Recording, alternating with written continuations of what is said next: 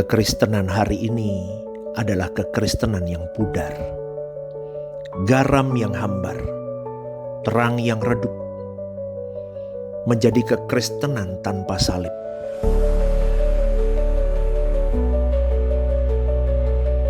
Menyelimuti manusia tanpa kasih dan pengorbanan.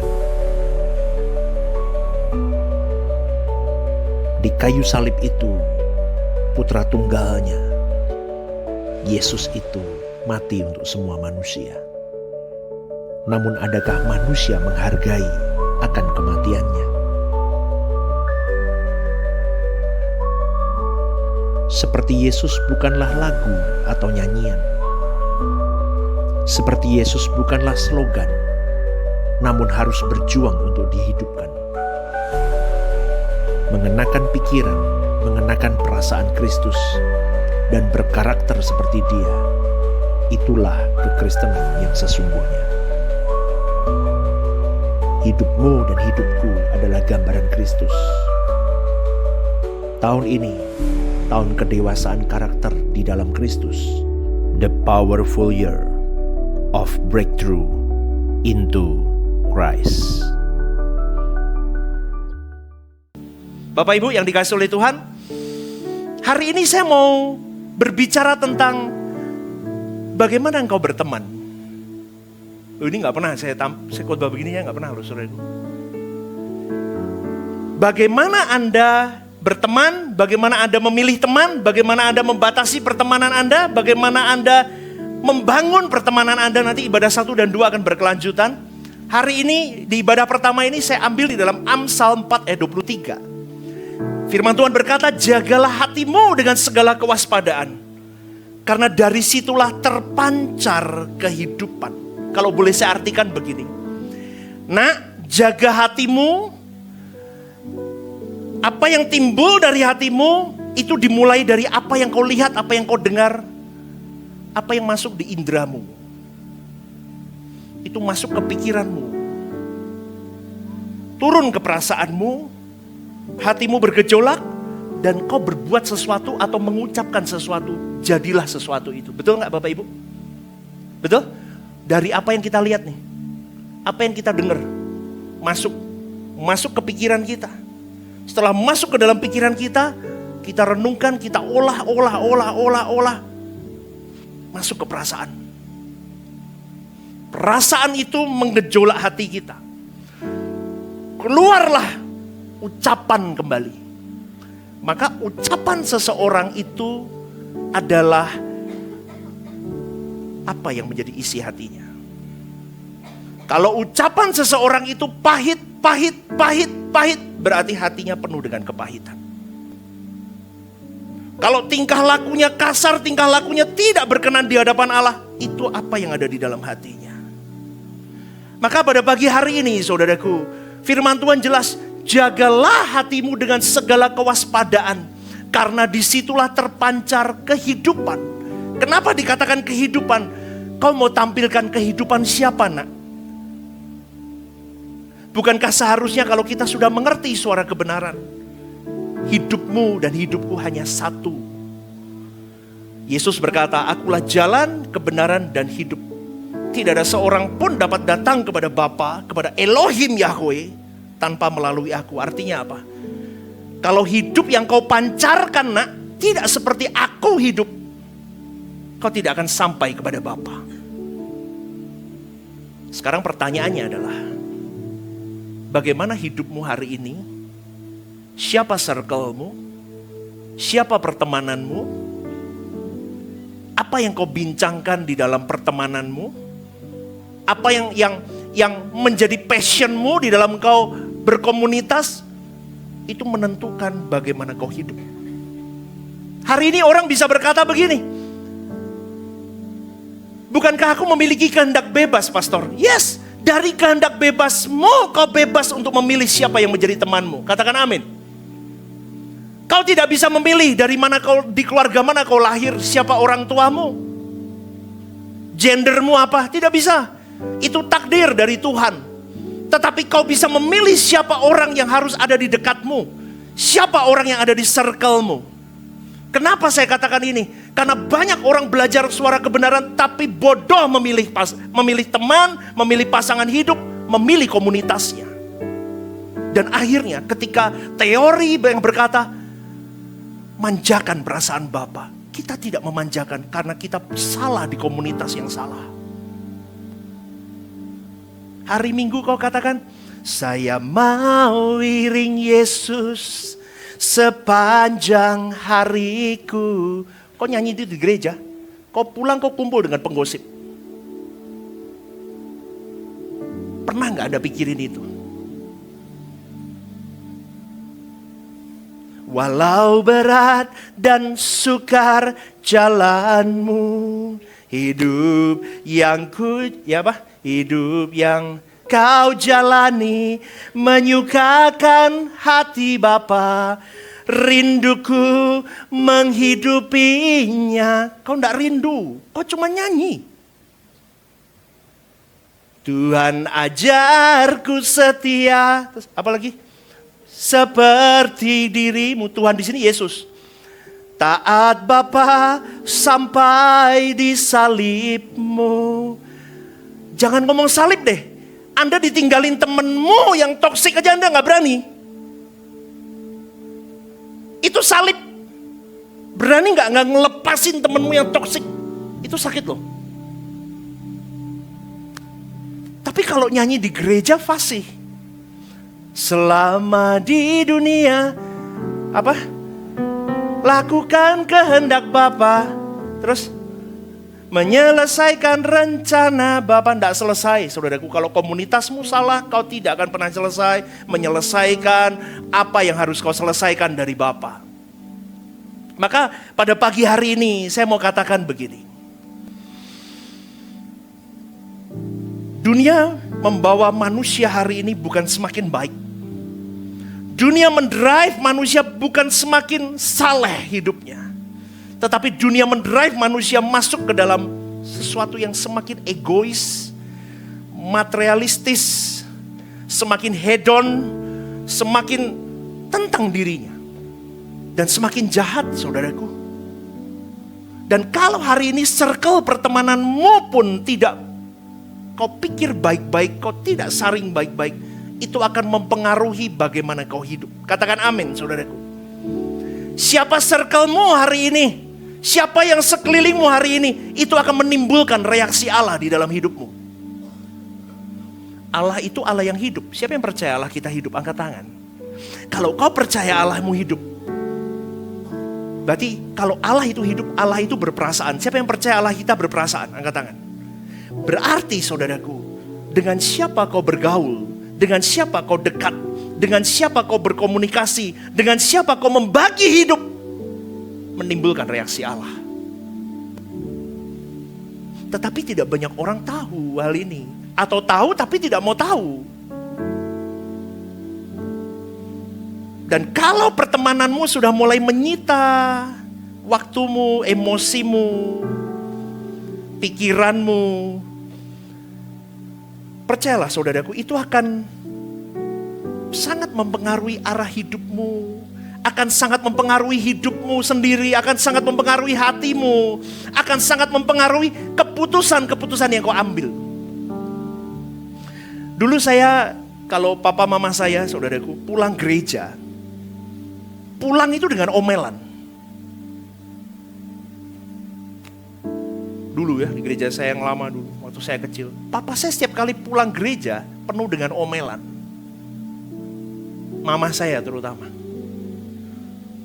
Ketemu si A, begini. Ketemu si B, begini. Saya cuma ngomong begini, Ma, kalau mama tidak sejahtera di gereja itu, angkat kakimu keluar. Daripada kau mati imanmu di situ. Halo Bapak Ibu? Kenapa saya katakan itu? Lebih baik kau pindah dari gereja itu, keluarkan kakimu dari situ dan kau bertumbuh. Tetapi kalau mama yang bermasalah, mama mau pindah gereja 10-100 kali pun, kalau sikap hatimu yang bersalah, yang tidak pernah kau benahi, tidak pernah kau buat rajut hidupmu untuk seperti Kristus, tidak ada gereja yang sempurna. Kau akan pindah 100 kali dan kau 100 kali akan kecewa. Amin Bapak Ibu. Lah ini harus kita mengerti. banyak orang yang tidak mengerti hal ini. Maka saya katakan, dengan siapa kau bergaul, yang kau habiskan waktumu, emosimu, pikiranmu, waktumu, sampai menenggelamkan hidupmu. Hati-hati saudaraku. Maka untuk Anda tetap bisa tepat di pemandangan Bapa, klimaks di pemandangan Allah, merajut senyum Bapa dalam hari-hari hidup, kuncinya yang pertama saya mau katakan adalah batasi pertemananmu. Senggol kiri kanannya. 1, 2, 3 katakan. Batasi. Belum semua. Senggol sekali lagi. 1, 2, 3. Enggol lagi sekali. 1, 2, 3. Batasi. Berikan tepuk tangan untuk Tuhan. Ini tidak gampang loh. Orang kalau saya memang punya karakter yang I'm alone lebih baik daripada saya rame-rame. Itu saya. Tapi ada orang yang tidak bisa hidup tanpa teman. Ada loh. Dia rela memberikan apapun untuk diterima oleh temannya dan komunitasnya. Ada. Saya menemui itu banyak konseling dengan saya. Piye caranya supaya please lah aku diterima. Please, I do everything, it's okay, tapi terima aku. Kalau gak diterima, stres tuh orang. Kalau saya sih bodo amat, saudaraku. Rapo tompo karep aku rapopo, beneran aku malahan. Terserah kalau saya terserah. Tapi gak bisa saya ngomong dari sudut pandang saya, karena ada banyak karakter, ada banyak sudut pandang orang yang berbeda. Lah saya mau ngomong secara general, saudaraku. Batasi pertemananmu dalam arti begini. Mengapa batasan di dalam pertemanan itu penting? Yang pertama, saudaraku, kau dan saya harus melindungi nilai-nilai rohani kita. Karena pertemanan yang salah dapat menarik kita untuk melakukan hal-hal yang bertentangan dengan apa yang Allah mau. Dan pertemanan yang salah itu akan membuat kita tidak bisa, kalau bahasa saya, kita tidak bisa basah di hadirat Tuhan. Orang kalau basah di hadirat Tuhan itu nyanyi deh. Saat ku memujimu, Rohmu bekerja. Wah, itu hadirat Tuhan turun. Saat ku menyembahmu, Kau bertata di atas pujian. Ku angkat hatiku, yes Lord. Ku pandang kekudusan-Mu. Saat ku sembah, ku puji-Mu. Ku rasakan kehadiran. Itu basah terus, nyanyi bisa nangis, bisa terus. Orang kalau basah di hadirat Tuhan gak takut sendirian. Tegar dia. Apalagi kalau kalian ambil bagian pelayanan, saudaraku. Orang ambil bagian dalam pelayanan. Saya pernah ada di short YouTube saya katakan begini. Oh, belum ada ya di TikTok itu. Kalau orang belum basah di hadirat Tuhan, belum sembuh hatinya, belum sadar apa yang harus dia lakukan untuk menjadi kesukaan Bapa. Itu kalau pelayanan dibom sama orang, dia balas. Lihat ya, pelayanan rusak tuh karena orang gak sembuh hatinya. Gambar dirinya masih rusak. Boom, dia boom. Halo, naturnya gimana? Semut aja digigit gak? Iya kan? Tapi kalau orang sudah basah terus kenal siapa Tuhannya, kenal maunya Tuhan.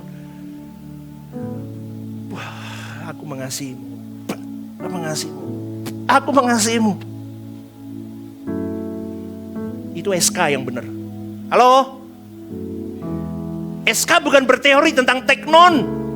Bukan teori tentang logos doang. Bukan teori tentang kenosis doang. Tapi kelakuan hidupmu buktikan. Bapak Ibu, batasi pertemananmu. Kenapa? Nilai rohanimu itu penting di hadapan Allah. Kalau teman-temanmu suka ngomongin orang, bersilat lidah, di depan beda, di belakang beda, suka pergi ke tempat-tempat yang Tuhan tidak nikmati, itu akan mempengaruhi hidupmu. Itu akan mempengaruhi hidupmu. Yang dulunya engkau tidak bisa melakukan itu dan tidak pernah terpikir untuk mengatakan itu atau pergi ke tempat itu karena lingkunganmu begitu. Lama-kelamaan engkau akan terimpartasi, engkau terkamiri. Dan akhirnya engkau bisa berkata, wajar begini. Ketika hal yang dibenci Tuhan menjadi kewajaran dalam hidup seseorang, apalagi orang percaya, kau berjuang menjadi musuh Tuhan hari itu. Halo saudaraku. Hidup manusia itu pilihannya dua. Dengerin kata Tuhan atau dengerin kata kuasa gelap. Jadi seteru Tuhan atau menjadi sahabat Tuhan. Pilihannya cuma itu hidup. Hidupmu mau dikuasai oleh iblis atau mau dikuasai oleh Tuhan. Itu pilihanmu. Maka 1 Korintus 15 ayat 33 berkata, pergaulan yang buruk merusak kebiasaan yang baik. Pergaulanmu itu bisa mengangkatmu tinggi terbang, saudaraku. Bisa juga menjatuhkanmu remuk. Hati-hati. Maka pagari nilai-nilai kerohanianmu. Jangan korbankan nilai-nilai imanmu, kerohanianmu hanya dengan satu kalimat, sungkan. Senggol kiri kanannya, nggak usah sungkanan. Senggol, 1, 2, 3. Aduh. Kenapa engkau tidak berani ekstrim buat Tuhan? Sedangkan Tuhan sudah ekstrim untuk kau dan saya. Bapa itu ekstrim. Dia berikan anaknya yang tunggal. Yesus ekstrim. Dia berikan hidupnya untuk kau dan saya. Tapi kita sungkan. Tapi kita gak pernah sungkan sama Tuhan. Pergaulanmu itu bisa membawamu semakin cinta Tuhan. Semakin berambisi memiliki kehidupan seperti Yesus. Atau sebaliknya. Dan pergaulanmu itu bisa membasahi dirimu semakin basah di hadirat Tuhan. Atau semakin mati kering. Dan kau hilang. Seperti Abraham cerita saya hari Rabu. Ketika Abraham mau menghunuskan pisau ke Ishak. Itu saya kira saudaraku, surga itu semua lihat. Ditunggu Abraham gimana ya. Sampai di satu titik. Stop Abraham. Langsung surga bertepuk.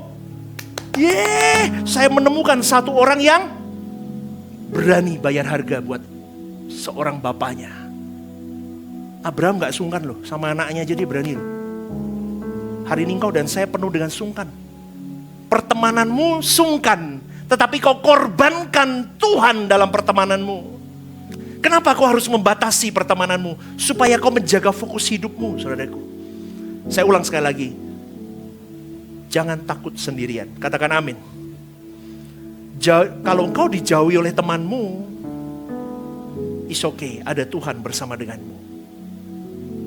Prioritaskan fokus hidupmu. Pokoknya Tuhan harus menikmati hidupku. Pokoknya hidupku harus terjaga di pemandangan Allah. Ketimbang kau punya banyak teman, tapi fokus hidupmu kabur, engkau terhilang dari frekuensi dan radar Tuhan. Sia-sia saudaraku. Maka untuk menjaga fokus hidupmu, hati-hati dengan apa yang kau dengan yang kau dengar, dengan apa yang kau pikirkan, dengan apa yang kau lihat, yang timbul dari hatimu, dan jaga kewarasanmu, saudaraku. Pastor kenapa ngomong begitu? Jaga kewarasanmu. Mental health. Mental health itu yang mempengaruhi siapa? Circle-mu. Jadilah di bumi seperti di keluargamu harus seperti, pekerjaanmu harus seperti, pelayananmu harus seperti, hidupmu harus seperti. Surga apa neraka sekarang tanya? Halo, hidupmu seperti di surga apa seperti di neraka? Saat tenane Pak. Seperti di neraka Pak. Bukan lagi di bumi, seperti di neraka. Lah makanya saya ngomong, Anda diberi free will, kebebasan berkehendak. Pilihlah teman supaya di bumi seperti di surga. Punya teman malah di bumi seperti di neraka. Salahmu dewe toh. Halo. Sekarang kamu mengeluh dengan apa yang terjadi. Saya cuma mau katakan,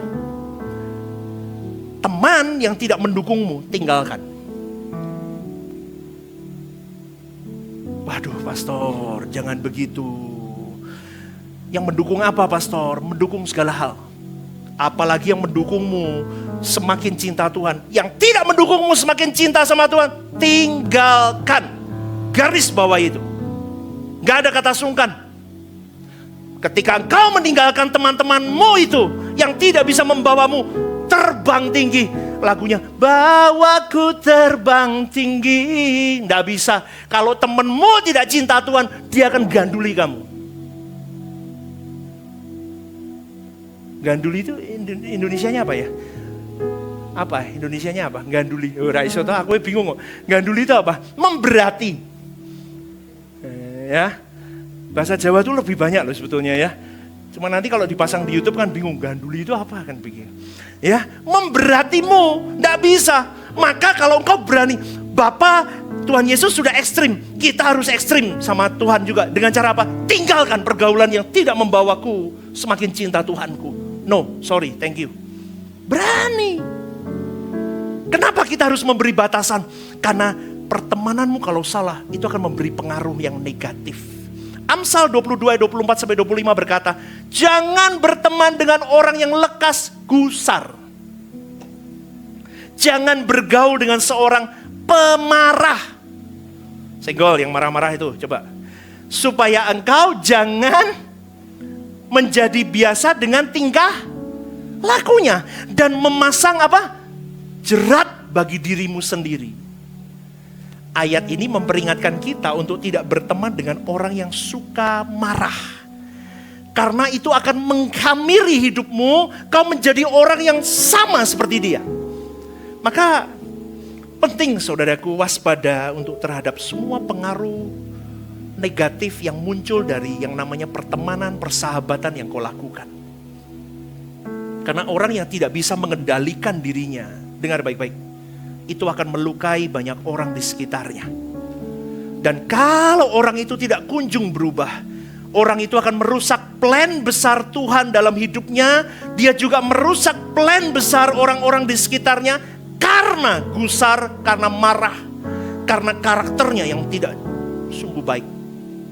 Maka pada pagi hari ini saudaraku, sekali lagi jangan takut sendirian.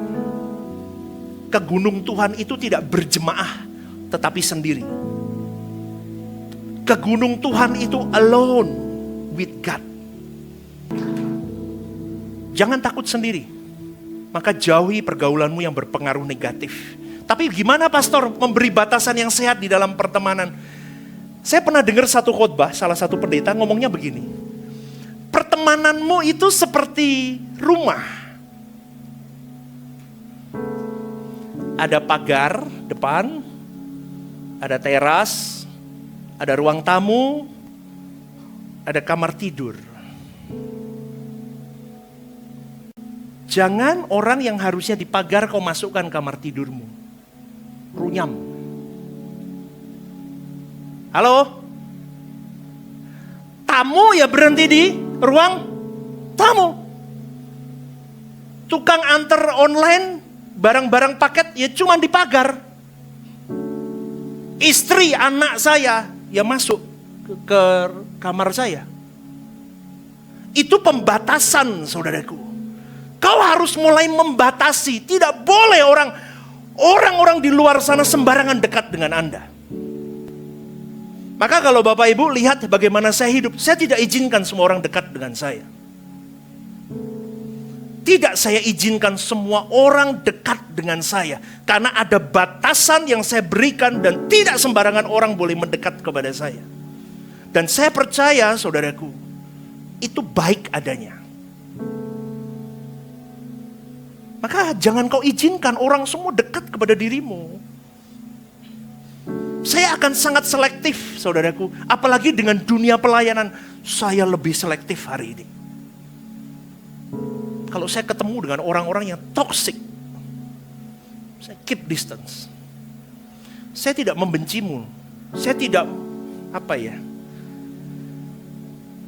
Saya bukan membencimu, tetapi saya taruh distance.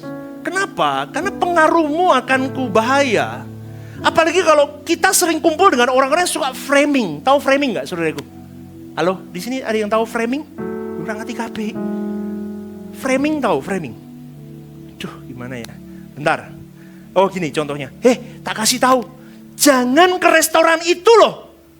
Mahal. Ayo Bapak Ibu. Kalau Bapak Ibu lewat restoran itu, habis saya ngomong, Bapak Ibu punya gambaran restoran itu mahal gak? Itu framing. Kalau Anda punya teman-teman model begitu, tinggalkan, jauhi dari itu orang. Amin. Gak berani kayaknya. Amin. Ora kencang. Amin. Harus berani, saudaraku. Maka kita mulai tetapkan batasan yang jelas. Jaga siapa temanmu yang hanya di pagar, siapa temanmu yang di ruang tamu, siapa temanmu yang bisa masuk sampai kamar tidurmu. Kau batasi itu, kau jaga pertemananmu itu. Lihat grup-grup WA-mu yang toksik, yang ngerasanin orang, yang jelekin orang, leave semuanya. Aduh pastor, ya memang harus. Lu katanya mau di langit baru, bumi yang baru. Gak nyampe kalau temenmu ruwet. Loh kan aplikatif harus begini, harus tak jelasin ya toh. Kalau saya selama ini khotbah kan bagaimana menyenangkan perasaan Tuhan, bagaimana menjadi teknon, bagaimana menjadi huios. Sekarang saya praktekin, masuk. Tinggalkan temanmu.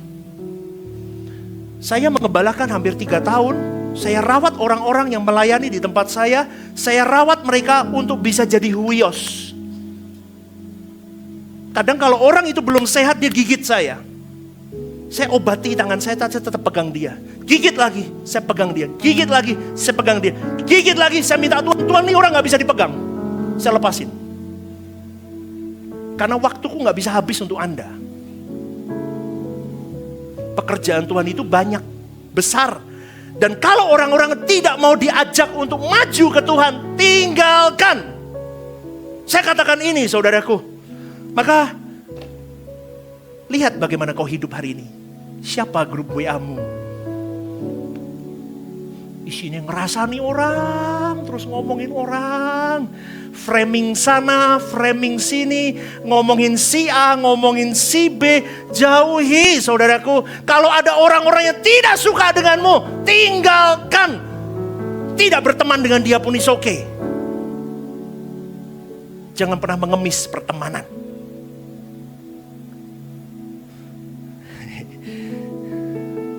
Jauhi orang munafik. Bermuka dua. Di depanmu, shalom pastor, pastor sehat. Oh, ya. Oh, coba sih. Oh. Pastor sehat. Aduh, tambah ganteng pastor. Ya, terus maju ya pastor. Pelayanannya sungguh memberkati. Di luar sana, khotbah gila nih, mengerikan. Khotbahnya itu nyerang saya. Tak kasih tahu. Anda kalau tidak punya roh teachable spirit, kau tidak akan tumbuh. Maka pertegas batasanmu. Gini loh, sikapmu harus menunjukkan bahwa aku kasih batasan sama kamu. Stop. Jangan berkompromi dengan saya. Karena kenapa? Kalau engkau mengajak saya berkompromi tentang hal-hal yang mendukakan hati Tuhanku, sorry, no way. Saya beri batasan. Tapi kalau kamu dekat dengan saya, aku mengkamirimu, kau dekat ke Tuhanku juga mau. Tapi kalau tidak, no, sorry, aku beri batasan yang jelas.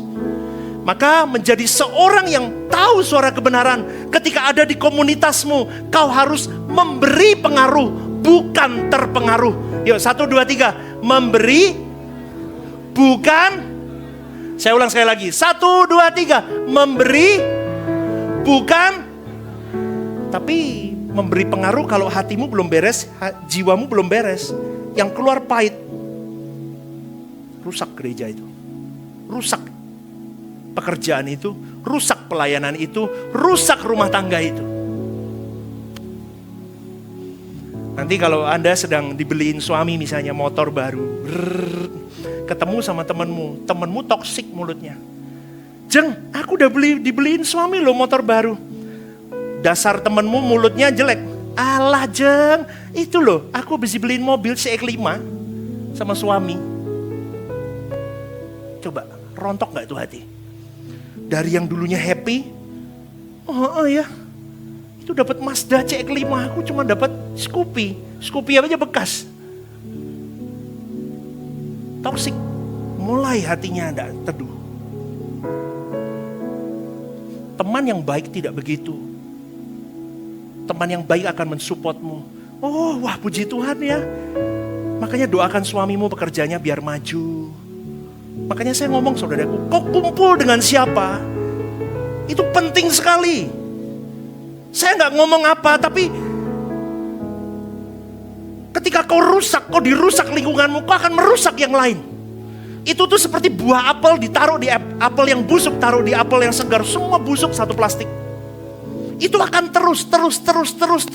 Dan kalau engkau tidak berani menghentikannya dengan memberi batasan, kau akan terhilang. Maka jadilah terang dan garam.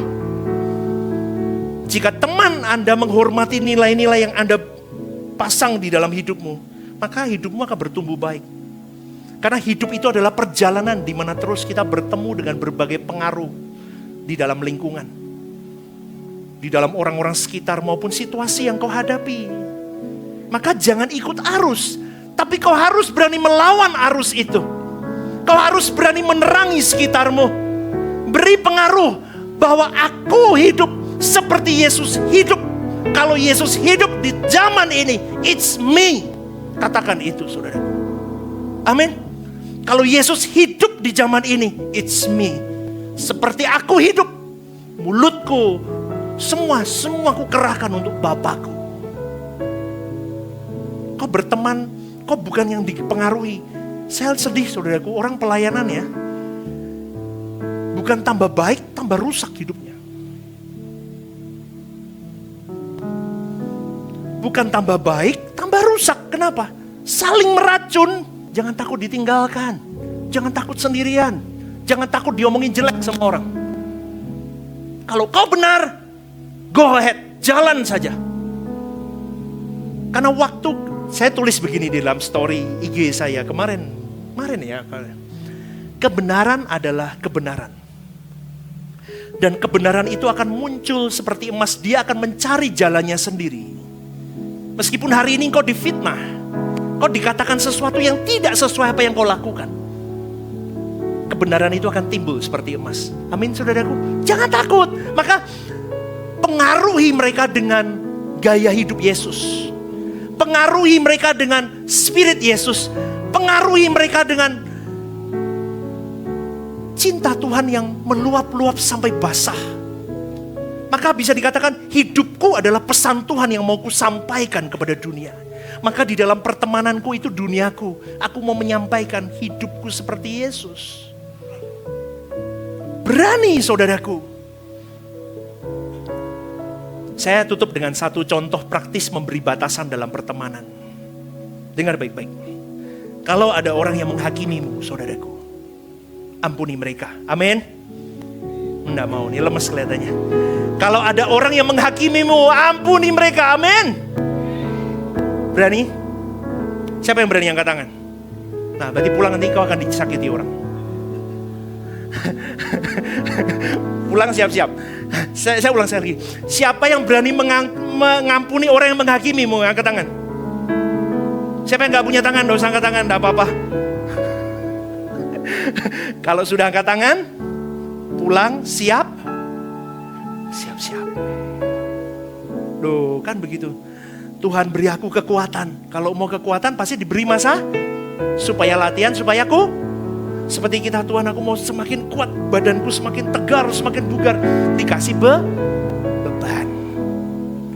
Kalau Anda mau kuat dikasih beban duri dalam Loh iya GSK itu begitu saudaraku. Tapi memang itu yang sehat. Saya ulang sekali lagi. Kalau ada orang menghakimimu, ampuni mereka. Kemudian jaga jarak. Senggol kiri kanannya, jaga jarak. Sama orang yang racun, ngomongnya racun terus. Ngomongin orang sana sini, semua diceritain. Dari A sampai Z, dari orang pakai topi sampai sepatu diceritain semua. Jaga jarak, amin. Rasa konconan sama orang begitu. Setiap kali ketemu ngomongin orang. Setiap kali ketemu ngomongin orang. Setiap kali ketemu ngomongin orang. Wes, dah pergi dari saya. Berani gak? Tenang lo ya. Kalau enggak Anda keracunan.